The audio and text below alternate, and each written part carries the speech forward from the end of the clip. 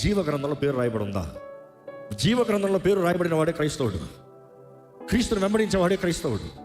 క్రీస్తు కొరకు సిలువెత్తుకుని తను తెగించుకుని తను సమర్పించుకుని, ఇదిగో ఇక జీవించినది నేను కాదు, తాను ఉపేక్షించుకుని తన సిలువెత్తుకుని అనుదినము నన్ను వెంబడించాలని యేసు ప్రభు చెప్పిన మాట ప్రకారం జీవించిన వాడే క్రైస్తవుడు.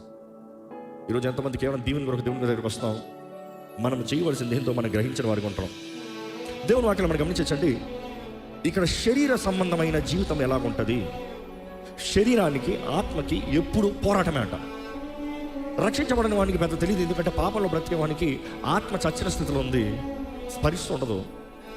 లోక సంబంధమైన జీవితం, శరీర సంబంధమైన జీవితం కార్యంలో చూసినప్పుడు ఇది సహజమే, ఇది మామూలే, ఇది అలవాటే, అందరూ చేస్తున్నారు, నేను చేస్తున్నాను. కానీ రక్షించబడిన తర్వాత ఒక మనిషిలో పెరుగులాట ఉంటుంది. ఆత్మేమో దేవుని గురించి బ్రతకాలని, శరీరమేమో లోకానుసారంగా జీవించాలని. ఇటువంటి పోరాటంలో ఉన్నప్పుడే మన దేవుని ఆత్మ సహాయాన్ని వేడుకోవాలి.